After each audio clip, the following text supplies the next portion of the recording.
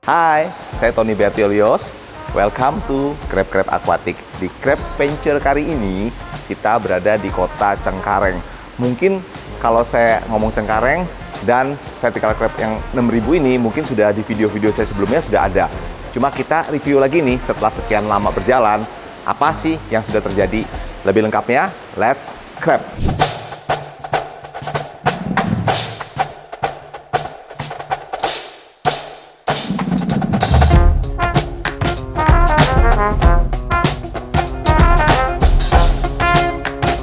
Nah, sekarang kita sudah berada di dalamnya. Mungkin di video-video yang sebelumnya kita sudah bicara banyak mengenai apa yang ada di sini. Nah, tapi kita cuma sekarang mereview dikit aja. Jadi di sini untuk yang box besar itu kurang lebih sekitar 4000 unit. Dan yang box kecilnya, tipe yang kecil untuk nampung buat soka atau kepiting di bawah 400 gram, itu ada sekitar 2000 unit. Nah, kita lihat ya kepitingnya apa aja sih di sini. Oke.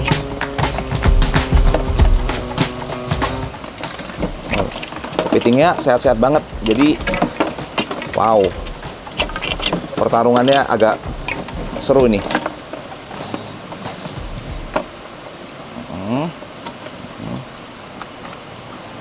Oke.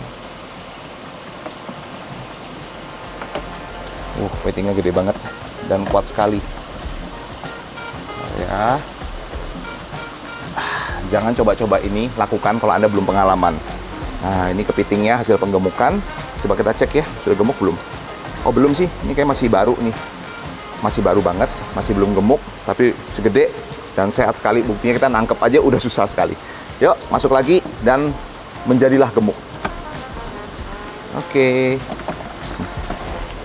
Nah, di sini juga ada kepiting. Ini ada kecil-kecil juga nih. Ini kebetulan betina nih.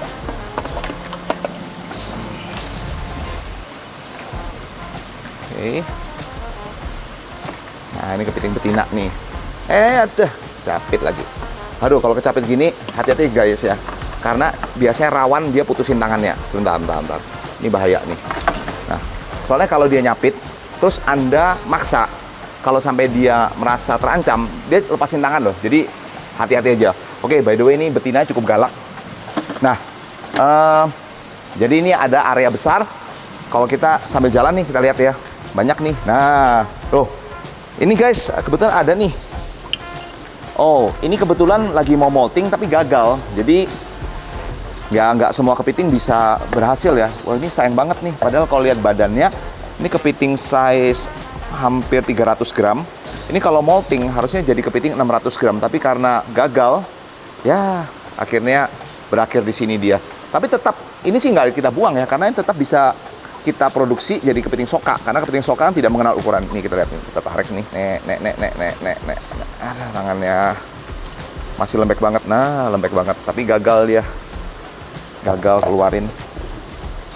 Biasanya kalau kepiting sampai siang itu masih posisinya molting seperti ini, itu biasanya gagal guys. Jadi kepiting kalau dia molting itu pasti malam hari. Kalau sampai siang belum lepas, kemungkinan besar sudah gagal. Kalaupun masih ada yang hidup belum lepas, menurut saya segera lakukan operasi. Jadi harus dipecah supaya dia bisa keluar. Nah, ini dia mau buka nih tapi nyangkut. Nah, ini dia tangannya nih, sudah kadung besar. Ini juga udah buka nih. Nah, nyangkut, ini nyangkut. Tapi nggak apa-apa sih. By the way, tetap bisa dikonsumsi dan menjadi pilihan kepiting soka. Intinya adalah tidak semua kepiting berhasil ya. Ada juga yang gagal gitu loh. Oke, kita sambil jalan lagi, kita lihat lagi nih. Serunya di sini banyak banget. Jadi di gang mana aja ada kepiting. Tinggal kita pilih mau yang mana. Cuma saya nggak hafal sih. Biasanya sini ada zona ya. Ada biasanya diatur sih. Ada area untuk kepiting kurus yang mana, area kepiting gemuk yang mana, dan area kurus biasanya dibagi lagi. Mulai dari 200 gram, 300 gram, 400 gram, 500, 600, 700 sampai 1 kilo. Begitu juga untuk kepiting yang kurus. Sedangkan sebelah sana itu kepiting untuk 400 gram ke bawah dan bikin soka. Tapi kita jalan sini dulu ya. Karena banyak yang kita bisa review di sini. Oke, ini kepiting. Nah, kita kembali nih ke sistem filternya. Nah, ini adalah area filter. Jadi di sini air dari semua crab house ini akan ngumpul di sini. Kenapa? Ini untuk penampungan air sebelum masuk ke filter. Nah, sebelum masuk ke filter, kita lengkapin dengan apa? Skimmer. Nah, skimmer ini Satu skimmer ini untuk 15 ton air. Jadi kalau kita konversikan ke boxnya, harusnya ini cukup sampai mau ke 10.000 box juga masih cukup. Nah ini, hati-hati. Gede banget nih. Kayaknya sama saya sama gedenya nih. Oke, ini besar sekali. Dia pakai sistemnya adalah ngocok ya. Dia ada sistem pompa 3 untuk mengocok air supaya menghasilkan bubble-bubble yang akan memisahkan antara air dengan protein atau air dengan amoniak cair bahasanya. Ini juga box besar. Anda bisa lihat itu area box besar. Sepanjang mata memandang kayaknya box semua deh jadinya. Nah ini, coba lihat nih. Sepanjang mata memandang. Oke, kita ke area filter ya sekarang ya. Agak muter-muter nih. Nah, kalau Anda lihat pipanya nih, banyak banget. Jadi, per box ini menggunakan beberapa pompa ya. Nah, karena pompanya kecil-kecil, jadi banyak nih. Oke, ini area pompa. Nah, kalau Anda datang sini ribet ya. Jadi ini ada kodenya semua. Ini untuk area mana, area mana, area mana, area mana. Ini ada pompanya.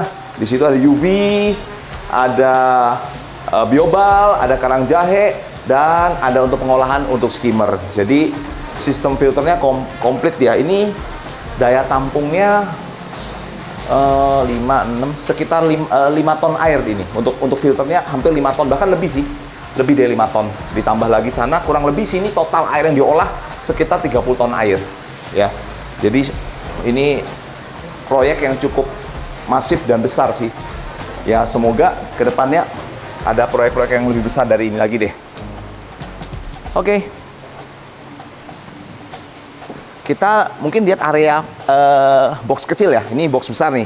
Box besar, dan ini guys, ini generasi 2 ya. Masih generasi 2. Generasi 2. Oke. Ini generasi 2. Generasi 2. Ya, semua generasi 2 sih. Nah, yang ini area box kecil nih. Ayo, boleh tarik sini. Tarik sini. Nah, ini area box kecil. Karena box kecil itu ukurannya separuh dari box besar. Jadi kalau box besar itu bisa susun 10, di box kecil bisa susun 20. Ketinggiannya juga sama sih guys. Jadi tinggi sampai 8, ini tinggi 8. Jadi tapi kalau box besar itu bisa 80 box satu set. Kalau satu modul berarti bolak-balik 160. Kalau yang kecil, satu setnya aja 160, bolak-balik bisa 320. Jadi kalau Anda memang banyak memproduksi kepiting soka atau di sumber tempat Anda banyak kepiting-kepiting yang ukurannya di bawah 400 gram, saya lebih rekomen Anda untuk punya yang box kecil aja. Karena secara harga pasti lebih murah, kedua juga lebih efisien tempat. Tapi kalau di tempat Anda kepitingnya gede-gede, ya kayaknya pilihan box besar menjadi hal yang utama. Oke, kita maju lagi.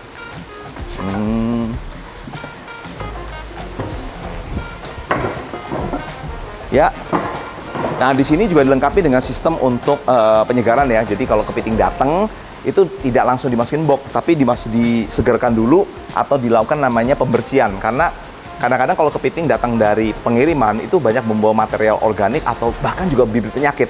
Jadi di tempat-tempat seperti gini itu kepitingnya bisa disegarkan atau didesinfektan dulu supaya tidak membawa penyakit ya. Tapi tidak menggunakan desinfektan yang berbahaya ya. Lebih ke arah penyegaran aja dan pembersihan aja ya. Di depan sini juga mungkin kita sedikit aja ya, cuplikan dikit-dikit aja. Di sini juga ada area untuk penyegaran. Cuma karena hari ini hari Senin ya, biasanya hari Senin itu jarang ada kepiting datang. Kepiting itu biasanya umumnya datang kalau Kamis, Jumat, Sabtu karena itu paling rame. Senin itu kalau orang main kepiting waktu istirahat. Nah hari ini kita kebetulan hari Senin ya. Jadi ini ya penyegaran-penyegaran, cuma ya sayangnya belum ada kepiting yang datang hari Senin. Oke, kita balik ke sana.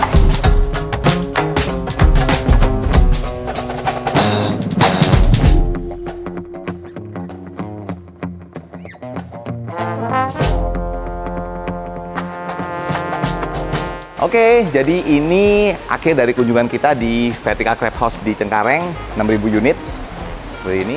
Buat teman-teman yang ingin bertanya, bisa tulis di kolom komen di bawah sini. Juga kita dibantu ya, share, like, and subscribe. Ikuti juga Instagram saya. Sampai jumpa di Crab Venture berikutnya. And Crab.